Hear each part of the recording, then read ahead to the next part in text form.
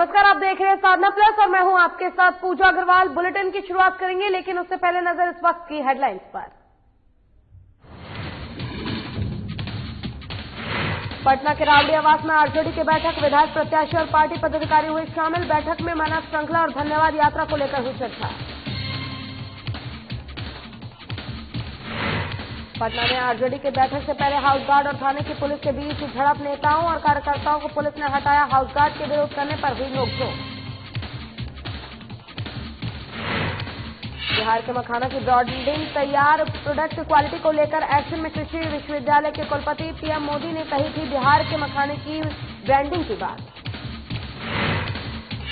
और औरंगाबाद में कलयुगी बेटे की करतूत आई सामने, पीट कर पिता को उतारा मौत के घाट। संपत्ति के विवाद में दिया वारदात को अंजाम।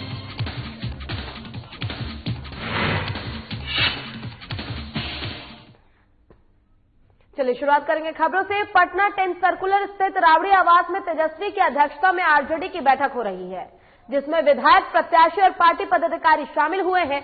इस बैठक में मानव श्रृंखला और धन्यवाद यात्रा को लेकर चर्चा होने की बात कही जा रही है। चलेगा और आप लोग तो देख ही रहे हैं कि कैसे आज पूरे राज्य में कानून व्यवस्था किस तरीके से चरमरा रखी है। बहुत सारी मुद्दे हैं, हम लोग उधर जाकर के अंदर बात करेंगे। लेकिन तेजस्वी यादव से मिलने आए हुए अभ्यर्थियों को रोका जा रहा है, तमाम लोगों को रोका जा रहा है। सचिवालय, पुलिस और जो तेजस्वी यादव के सिक्योरिटी है उनमें आपस में झड़प देखने को मिली है। देखिए, पहले हम लोग बैठक कर लेते हैं। बैठक का एक तरीका होता है, एक नियम होता है, एक कानून होता है। पहले बैठक हम लोग कर लेते हैं। को हटाइए इस कानून को, इसकी कानून की जरूरत नहीं है। हाँ, एमएसपी के सवाल पर हम लोग कह सकते हैं कि आपको समय देंगे, 2-4 महीना आप सरकार कानून बना लें, उसमें वक्त लगेगा। हम लोग जानते हैं कि कानून बनाने की जो जटिल प्रक्रिया है उसमें 6 महीना 8 महीना लग सकता है, लेकिन जब तक यह कानून वापस नहीं होता है तब तक ये आंदोलन चलेगा। सरकार कह रही है कि 1.5 साल के लिए टाल रहे हैं, आंदोलन खत्म कीजिए। ये सरकारों के पास तो हटाने का अधिकार है, टालने वाला अधिकार कहाँ से इस्तेमाल कर रहे हैं। हम लोग टालने की मांग भी तो नहीं किए हैं। सुप्रीम कोर्ट ने कहा था सरकार से कि अगर इसको टाल सकते हैं तो टालिए। सुप्रीम कोर्ट की बात को तो सरकार ने सुना नहीं। यह तो जन दबाव है पूरे देश के किसानों का, जिस दबाव में सरकार झुकने का काम कर रही है।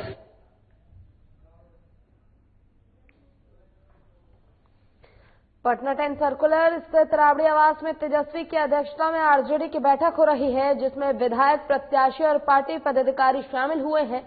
बता दें कि इस बैठक में मानव श्रृंखला और धन्यवाद यात्रा को लेकर चर्चा होने की बात कही जा रही है और कई अहम मुद्दे हैं जिसको इस बैठक के दौरान उठाया जा सकता है आरजेडी की तरफ से। अब ये फिलहाल एक सवाल बना हुआ है कि आखिर वो मुद्दे कौन कौन से होंगे, लेकिन पटना 10 सर्कुलर स्थित राबड़ी आवास पर फिलहाल तेजस्वी यादव की अध्यक्षता में ये बैठक की जा रही है। कई प्रत्याशी और पार्टी पदाधिकारी इसमें शामिल होने के लिए वहां पहुंच भी रहे हैं और बैठक में अहम तौर पर मानव श्रृंखला और धन्यवाद यात्रा को लेकर चर्चा होनी तय है। पटना से एक खबर, जहां राबड़ी आवास पर आरजेडी की बैठक होनी है। आपको बता दें कि राबड़ी आवास पर तेजस्वी यादव की अध्यक्षता में ये बैठक होनी है और कई अहम मुद्दे उठाए जाएंगे, जिसमें विधायक, प्रत्याशी और पार्टी पदाधिकारी शामिल होंगे। आपको बता दें कि मानव श्रृंखला और धन्यवाद यात्रा को लेकर चर्चा की जाएगी इस बैठक के दौरान। और आप तस्वीरों में भी देख सकते हैं कि जो पदाधिकारी हैं, विधायक हैं, उनका आना जाना लगा हुआ है राबड़ी आवास पर।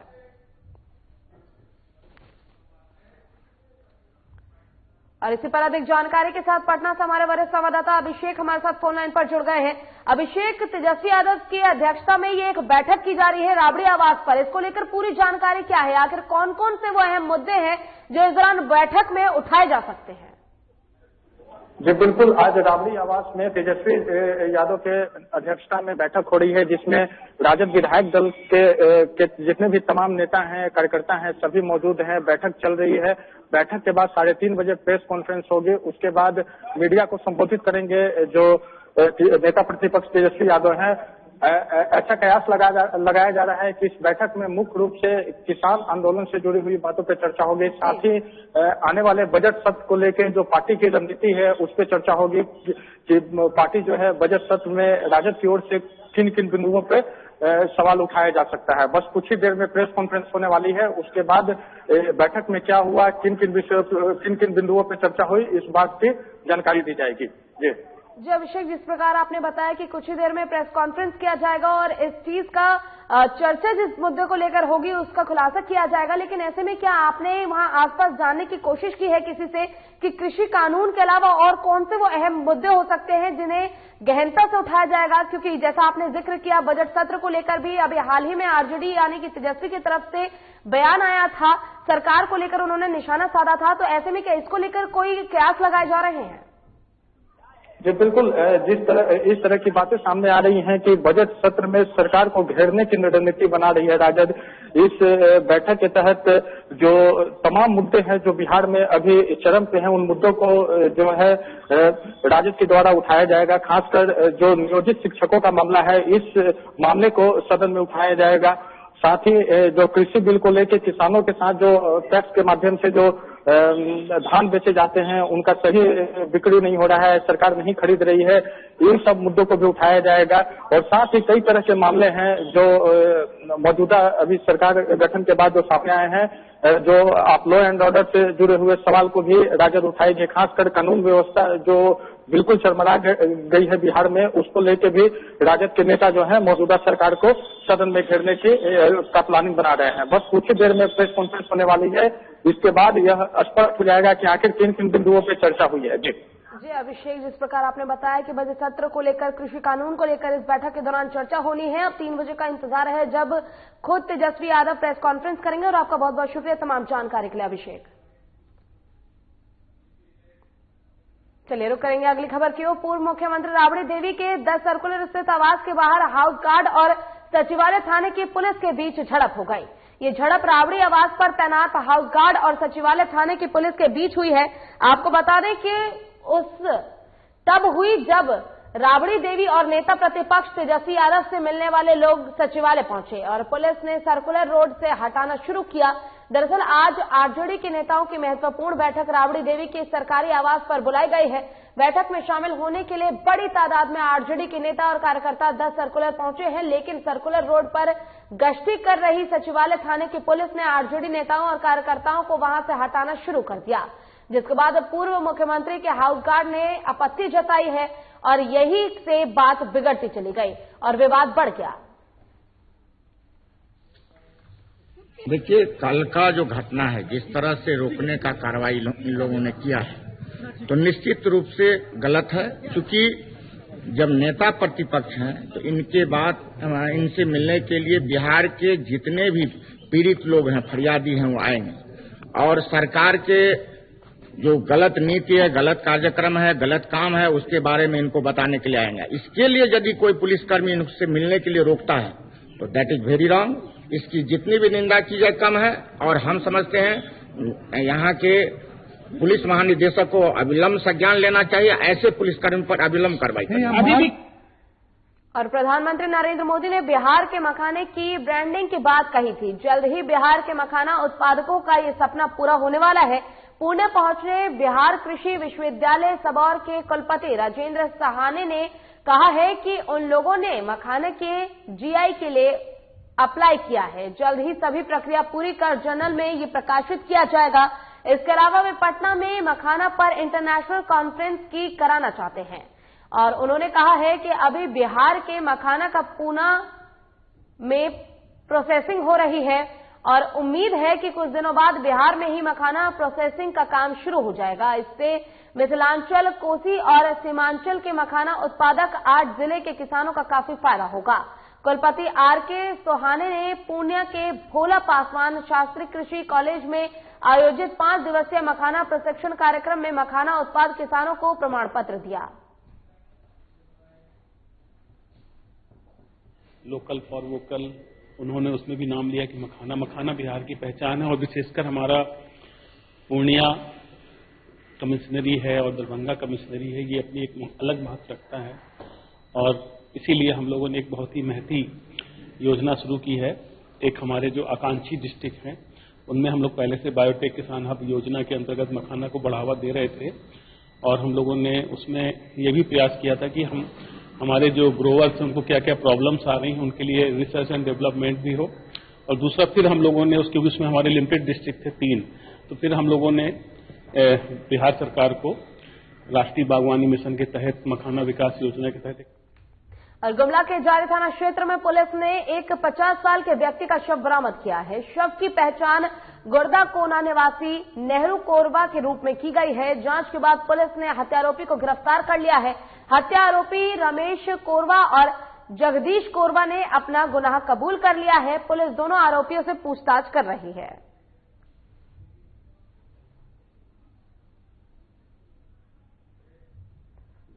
मोकामा पुलिस ने एक मिनी गन फैक्ट्री का सनसनीखेज खुलासा किया है। पुलिस ने मोकामा के मोर चौक पर एक मकान और बिल्डिंग की दुकान पर छापेमारी की, जहां से भारी संख्या में बने हथियार बरामद किए हैं। साथ ही मौके से जिंदा कारतूस और हथियार बनाने वाले उपकरण बरामद किए गए हैं। पुलिस ने गुप्त सूचना के आधार पर छापेमारी को अंजाम दिया है। छापेमारी में पुलिस ने 3 लोगों को भी मौके से गिरफ्तार किया है। फिलहाल पुलिस ने सभी आरोपियों को जेल भेज दिया है।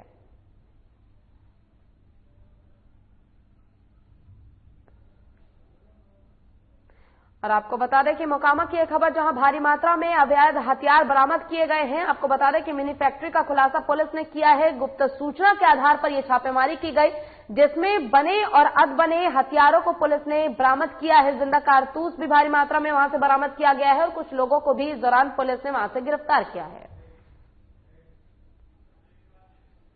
और यहां रुकेंगे छोटे से ब्रेक के लिए। ब्रेक के बाद जल्द होंगे हाजिर।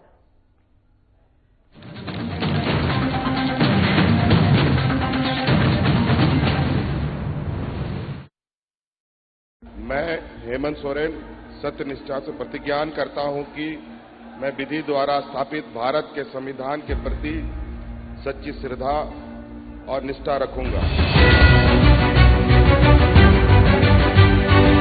शपथ ग्रहण के कुछ घंटे बाद ही मंत्रिपरिषद की बैठक और जिस पत्थलगड़ी ने राज्य को अशांत कर रखा था, उसका समाधान हुआ। हजारों ग्रामीणों पर दर्ज प्राथमिकी वापस लेने का आदेश जारी।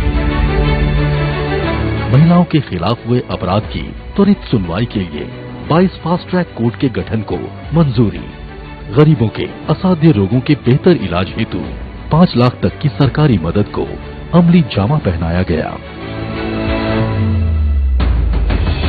जरूरतमंदों को भोजन उपलब्ध कराने के लिए 6595 मुख्यमंत्री दीदी किचन, मुख्यमंत्री विशेष किचन, 1300 दाल भात केंद्र, राज्य भर के अस्पतालों में isolation ward, Covid ward, oxygen युक्त बेड, आईसीयू, वेंटिलेटर और संक्रमण के जांच की व्यवस्था हुई। अब जरूरत थी प्रवासी श्रमिकों को वापस लाने की। देश में सबसे पहले यहीं से पहल हुई और 484 श्रमिक एयरलिफ्ट 8.50 लाख श्रमिक भाइयों को श्रमिक स्पेशल ट्रेन से वापस लाया गया। 25 करोड़ मानव दिवस का सृजन एवं 20,000 करोड़ पारिश्रमिक देने के लक्ष्य के साथ योजना लागू की गई। श्रमिकों की मेहनत को सम्मान प्राप्ति के लिए बीआरओ से एमओयू हुआ और देश की सीमा पर सड़क निर्माण में संलग्न हुए।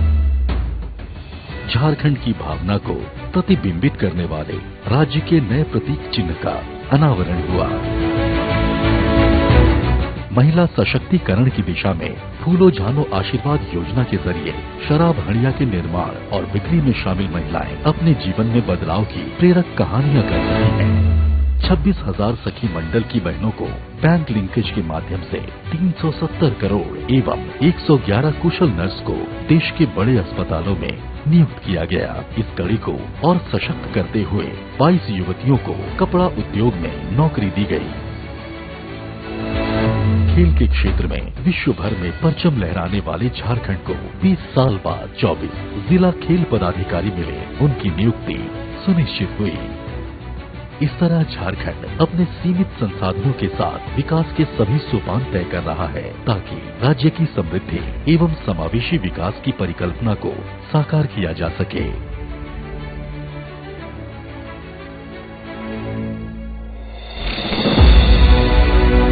आइए साथ चलें, नए झारखंड की राह चलें।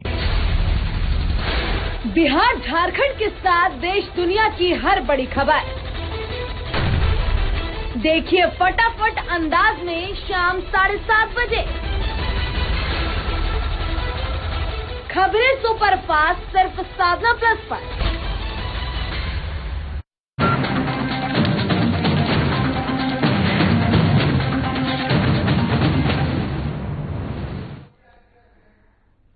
और ब्रेक के बाद एक बार फिर से स्वागत है आपका। रुख करेंगे खबरों की ओर। बता दें कि देश के आईपीएस अधिकारी ने कृष्ण प्रकाश ने एक बड़ी उपलब्धि अपने नाम हासिल की है और उन्होंने विश्व भर में भारत का नाम ऊंचा किया है। वर्ल्ड बुक ऑफ रिकॉर्ड में बतौर आयरन मैन के नाम से दर्ज कराने वालों को भारतीय सशस्त्र बल के पहले ऑफिसर ही नहीं बल्कि देश के पहले सरकारी कर्मचारी भी हैं। बता दें कि आईपीएस कृष्ण प्रकाश ने 2017 में दुनिया की सबसे कठिन एक दिवसीय खेल प्रतियोगिता आयरन मैन ट्रायलथॉन को लेकर ये नाम दर्ज किया है। और आपको बता दें कि मूल रूप से कृष्ण प्रकाश झारखंड के हजारीबाग के रहने वाले हैं। बुधवार को सुबह आईपीएस अफसर कृष्ण प्रकाश ने अपने ट्विटर अकाउंट पर वर्ल्ड बुक ऑफ रिकॉर्ड में इस खिताब को हासिल करने की जानकारी लोगों के साथ शेयर की। उन्होंने ट्विटर पर 3 तस्वीरें शेयर की है जिसमें उन्हें बतौर first Indian government servant, civil servant and uniform services officer Iron Man triathlon पूरी करने का सर्टिफिकेट दिया जा रहा है। उनके ट्विटर पर कई बड़ी हस्तियों ने उन्हें इस उपलब्धि के लिए शुभकामनाएं भी दी हैं। बॉलीवुड एक्टर सुनील शेट्टी ने उन्हें बधाई देते हुए कहा है, शुभकामनाएं सर, आपकी सफलता के लिए मैं बेहद खुशी हूं। यही आपके चमकने का समय है। वहीं आईपीएस संजय कुमार ने कहा है कि बधाई केपी, आप पर गर्व है। वेबसाइट के अनुसार वर्ल्ड बुक ऑफ रिकॉर्ड अंतर्राष्ट्रीय प्रमाण में अग्रणी संगठनों में से एक है। यह संगठन दुनिया भर के विश्व रिकॉर्डों को सूचीबद्ध करता है और उनकी पुष्टि करता है। वर्तमान में कृष्ण प्रकाश पिपरी चिचड़ावार के पुलिस कमिश्नर के पद पर पदस्थापित है।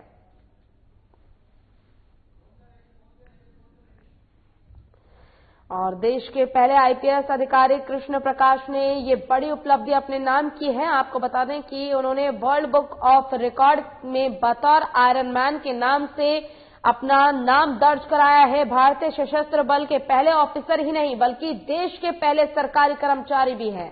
और बता दें कि आईपीएस कृष्ण प्रकाश ने 2017 में दुनिया की सबसे कठिन एक दिवसीय खेल प्रतियोगिता आयरन मैन ट्रायलथॉन को पूरा किया था।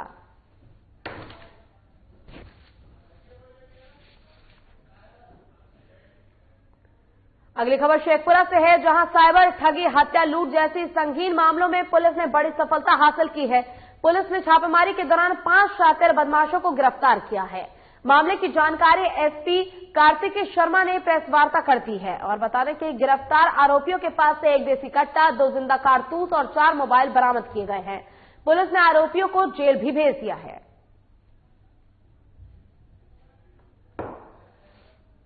उनकी इन्फॉर्मेशन मिली थी और कुछ हथियारों के साथ लोगों के रहने की सूचना मिली थी, जिसी के आधार पर एक रेड टीम बनाई गई थी और इसमें रेड कराया गया था और उसमें कुछ शातिर अपराधी पकड़ाए गए थे। उनमें से एक जो पकड़ाया था रंजीत यादव, जिसका पूर्व में आपराधिक इतिहास भी है और इनके द्वारा लूट के केसेस कई किए गए हैं कसी सराय में और शेखोपुर सराय में इनका अटेम्प्ट टू मर्डर का केस था।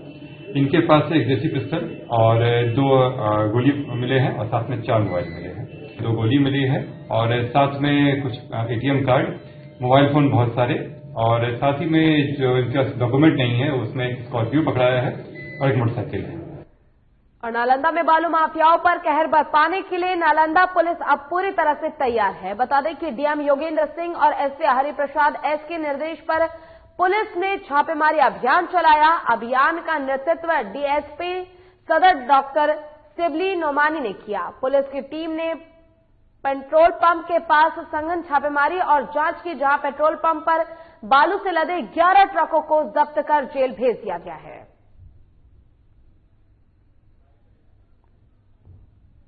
बालू लदे ट्रैक्टर्स यहाँ पाए गए हैं और जो पेट्रोल पंप के जो मैनेजर हैं उनसे हमने पूछा तो कोई संतोषपूर्ण जवाब नहीं दे पा रहे हैं।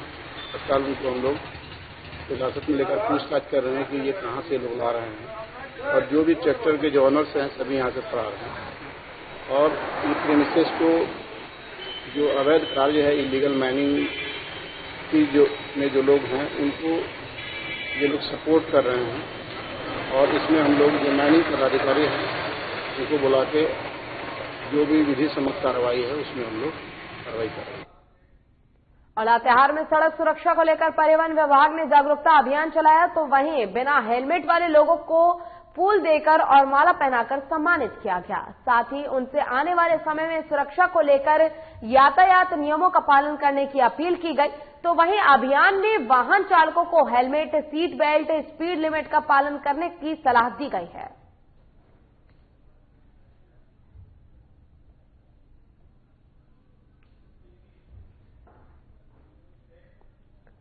और बख्तियारपुर में सड़क और रेलवे स्टेशन पर घने कोहरे का असर देखने को मिल रहा है, जिसका असर ट्रेनों पर भी देखा जा रहा है।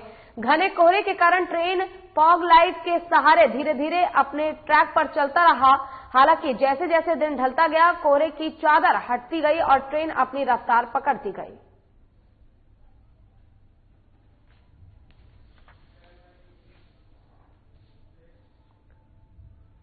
एक तरफ जहां उपद्रवी सदर थाने में तोड़फोड़ कर रहे हैं, तो वहीं दूसरी तरफ मधेपुरा के स्टेशन चौक के एक थोक किनारा व्यवसाय की दुकान में 2 बाइक पर सवार 6 हथियारबंद अपराधी लूट की बड़ी वारदात को अंजाम दे रहे थे। मधेपुरा में बेखौफ अपराधियों ने हथियार के बल पर आलू प्याज के थोक विक्रेताओं की दुकान से 3 से 4 लाख रुपए लूट लिए। वहीं लूट की सारी वारदात सीसीटीवी कैमरे में भी कैद हो गई। इस दौरान पुलिस पर जमकर पत्थरबाजी भी की गई, जिसमें एक पुलिस पदाधिकारी सहित 5 पुलिसकर्मी घायल भी हुए हैं। इसी को लेकर एक निजी कोचिंग संचालक आरपी यादव की बाइक को जांच के लिए रोका गया, जिसके बाद कोचिंग संचालक और पुलिस के बीच तीखी नोकझोंक हो गई। पुलिस ने कोचिंग संचालक की बाइक को जब्त कर लिया है, जिसके बाद आरपी यादव ने सोशल साइट के जरिए लोगों को उकसाया। घटना की सूचना मिलते ही एसपी योगेंद्र कुमार सदर थाना पहुंचे और स्थिति का जायजा लिया।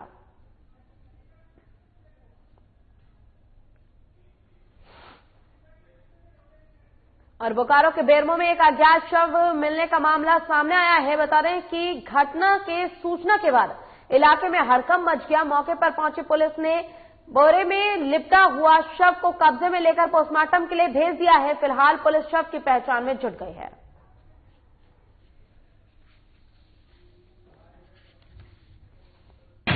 आज करीब 9 बजे सुबह में सूचना मिली कि एक अज्ञात शव करगली गेट बेरमो सिंह रोड के दक्षिण में रेलवे पटरी के नजदीक में खाड़ी के नजदीक एक बोरा में बंद करके एक शव पाया गया। घटनास्थल में पुलिस पहुंची, वहां पर देखा गया तो उसके सर में गहरा जख्म था। इसकी जांच की जा रही है। शव को पोस्टमार्टम में भेजा जाएगा। और लातेहार के बेतला नेशनल पार्क में कर्नाटक के मैसूर से लाए गए हाथी काल भैरव की मौत हो गई। सूचना के बाद वन विभाग प्रशासन में हड़कंप मच गया। सूचना के बाद उपायुक्त अबू इमरान ने मामले का संज्ञान लिया और जल्द ही परियोजना कोर एरिया के उप निदेशक को लेटर लिखकर जवाब मांगा है।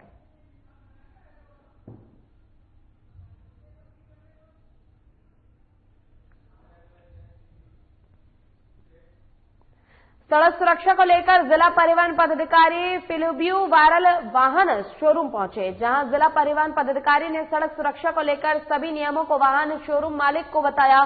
उन्होंने कहा कि वाहन बेचने के क्रम में खरीदारों को सड़क सुरक्षा नियमों को बताए, साथ ही ड्राइविंग लाइसेंस, हेलमेट, अन्य नियमों को बताते हुए वाहन खरीदारों को दे। जिला परिवहन पदाधिकारी ने शोरूम मालिक को कहा कि वाहन में नंबर प्लेट में बारकोड लगा दिया जाए और उन्होंने कहा कि सड़क सुरक्षा नियमों को पालन करने के लिए जागरूक कर रहे हैं, जिससे वाहन चलाते समय आप भी सुरक्षित रहें और लोगों को भी सुरक्षित रखा जा सके। नियमों का पालन नहीं करने पर सख्ती से कार्रवाई की जाएगी। जो भी वाहन का निबंधन हो रहा है, पहले तो साधारण नंबर प्लेट, रजिस्ट्रेशन प्लेट होता था। अब जो है कि सेंट्रल गवर्नमेंट का नोटिफिकेशन के आधार पर अब जो भी नई गाड़ी आ रही है उसमें हाई सिक्योरिटी रजिस्ट्रेशन प्लेट लगाया जाना है। ठीक है, बिना हाई सिक्योरिटी रजिस्ट्रेशन प्लेट का कोई भी गाड़ी को डीलर को उसको नहीं देना है। और बांका जिले में एक बार फिर गोलीबारी की वारदात सामने आई है। यहां अमरपुर थाना क्षेत्र के मैघुआ बाचनी गांव में आपसी विवाद हो गया, जिसमें एक शख्स को गोली मारकर जख्मी कर दिया गया। तो वहीं घटना के बाद इलाके में हड़कंप मच गया। जख्मी शख्स का नाम पवन बताया जा रहा है, जिसका रेफरल अस्पताल में इलाज चल रहा है। फिलहाल पुलिस मामले की तफ्तीश में जुट गई है।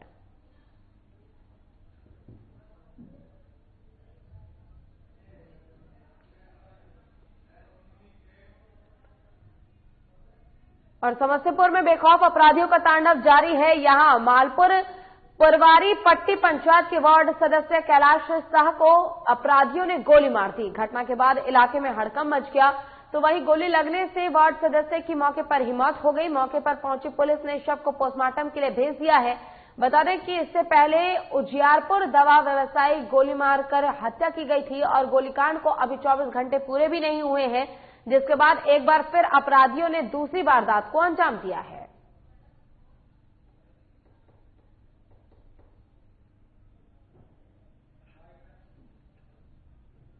सोचे कि खाना खा करके जा रहे हैं, वहीं आराम करेंगे।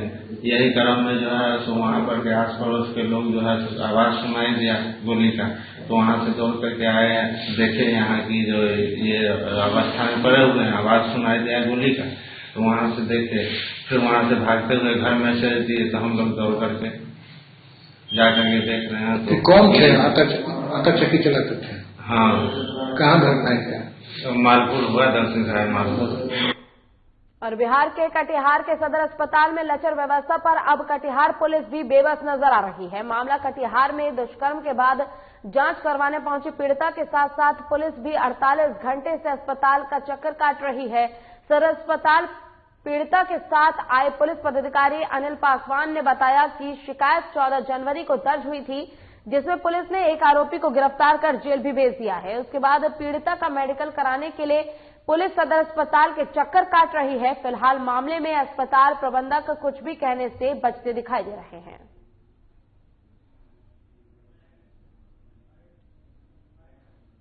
कल रात में ये आया था 6:30 बजे, जब आउटडोर समाप्त हो गया था तब, लेकिन जिनका नाइट ड्यूटी में था वो छुट्टी में है, नहीं आ सकी। तो जो जीओसी थे उनको कॉल किया गया। जीओसी जब तक आई तब तक ये लोग यहाँ चले गए थे। ठंड बहुत अधिक थी, बोले कि रुके नहीं। सुबह जब आए अरेंज कर दिए, तो ये लोग 11 बजे हम अरेंज कर दिए थे कि डॉक्टर रश्मि भी इसका काम करेंगी, और मेट्रोन को बता दिए थे कि केस को रख करके करवा दीजिएगा। और बीच में हम अपने काम में व्यस्त हो गए। करीब 3:30 बजे हमको फोन आया कि इनका अब तक। और इसी के साथ फिलहाल के लिए इस बुलेटिन में बस इतना ही। खबरों का सिलसिला लगातार आगे भी जारी है। आप देखते रहिए साधना प्लस। नमस्कार।